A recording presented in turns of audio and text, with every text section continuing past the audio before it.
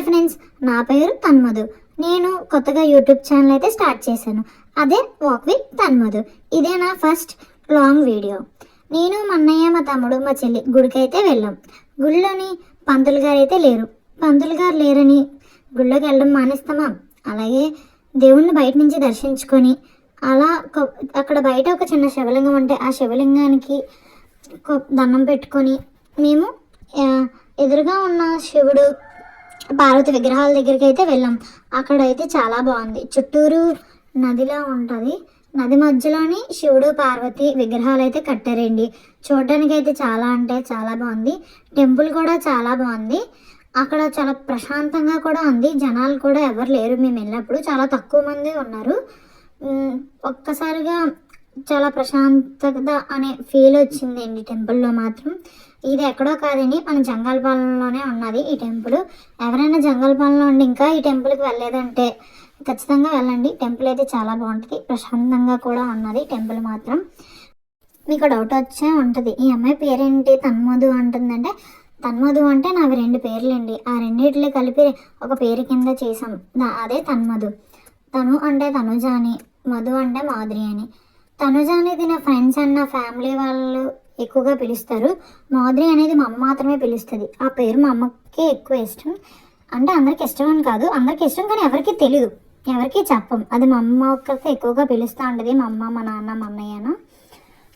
ఇంకా నా family members కూడా కొంతమందికి తెలుసు నా పేరు మాధురి అని, కొంతమందికి తెలీదు. సో అది నా పేరు, అందుకే నన్ను తన్మధు అని అంటారు. ఇంకా టెంపుల్ అయితే చాలా బాగుంది. టెంపుల్లోని ఫోటోషూట్స్ కదా, ఇది కూడా చాలా బాగుంటుందండి. చుట్టూరు గ్రీనరీ, కొబ్బరి తోటలతో చాలా అందంగా ఉంది. చాలా ఫెంటాస్టిక్గా కూడా ఉంది. ఇంకా అక్కడ చాలా అంటే చాలావే ఉన్నాయి విగ్రహాలు, దేవుడు విగ్రహాలు. అదినా నేను ఆ రోజు ఒక విషయం తెలుసుకున్నాను. ఆ విషయం మీకు కూడా షేర్ చేద్దాం అనుకుంటున్నాను. చండీశ్వర్ గురించి ఎంతమందికి తెలుసో కొంచెం కామెంట్ చేయండి. నాకైతే ఫస్ట్ టైం తెలిసింది చండీశ్వరుడు గురించి. నాకైతే ఇన్ని రోజులు తెలీదు. మా అన్నయ్య చెప్పాడు. మేము గుడి దర్శనం అయిపోయిన తర్వాత రిటర్న్ అయిపోయేటప్పుడు మా అన్నయ్య ఇంటికి వెళ్ళిపోతుంటే అడిగాడు, చండీశ్వరుడికి చెప్పావేంటి చెల్లి, చెప్పి వచ్చావా అంటే, నాకు తెలీదు చండీశ్వరుడు గురించి అని చెప్పి అన్న. అప్పుడు మా అన్నయ్య అన్నాడు, శివుడికి అభిషేకం చేసే నీళ్ళు వస్తాయి కదా, అక్కడ నందిలా కనిపిస్తుంది కదా, అది నంది కాదు, అది చండీశ్వరుడు. ఆయనకి మనం ప్రసాదం ఏదైనా తీసుకెళ్ళి ఇంటికి వెళ్ళేటప్పుడు అంట ఆయనకి చెప్పేసి వెళ్ళాలంట. అంటే చండీశ్వర, నేను ఇలా శివయ్య ప్రసాదాన్ని ఇంటికి తీసుకెళ్తున్నాను అని చెప్పి ఇంటికి వెళ్ళాలంట. ఇది ఆచారం అంట. ఇది ఎప్పటి నుంచో జరుగుతుందంట. అంటే నాకు తెలియదండి అంతకన్నా పురాణాల గురించి వాటి గురించి. నాకు మా అన్నయ్య చెప్పాడు. చండీశ్వర స్వామి గురించి చాలామందికి తెలిసే ఉంటుంది. తెలియకపోతే మీరు కూడా నాతో పాటు తెలుసుకోండి చండీశ్వరుడి గురించి. చండీశ్వరుడి గురించి మీకు ఎలాంటి ఇన్ఫర్మేషన్ కావాలన్నా నాకు కామెంట్ బాక్స్లో కామెంట్ చేయండి. మీకోసం డెఫినెట్గా నేను చెప్తాను.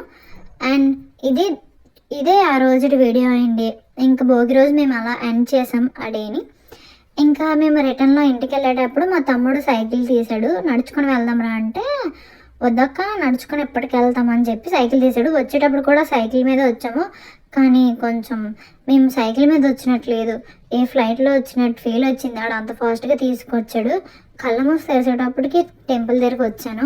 మళ్ళీ రిటర్న్లో కూడా అలాగే తీసుకెళ్తాడేమని భయపడ్డాను, కానీ రిటర్న్లో పర్లేదండి బాబు, కొంచెం బాగానే తీసుకెళ్ళాడు. బాగానే వెళ్ళాం ఇంటికి. ఇంకా దారిలో టిఫిన్ షాప్ కనిపిస్తే ఆగి టిఫిన్ చేసి ఇంకా రిటర్న్ అయిపోవడం స్టార్ట్ చేసాము. ఇంకా టిఫిన్ వెళ్ళింది కాబట్టి ఇంకా స్లో అయినట్టుంది మా తమ్ముడు బండి, కొంచెం స్లోగానే వెళ్ళాడు ఈసారి. మీకు ఇంకా చండీశ్వరుడు గురించి ఇంకా మోర్ వీడియోస్ తెలుసుకోవాలనుకుంటే please subscribe our YouTube channel walk with తన్మధు.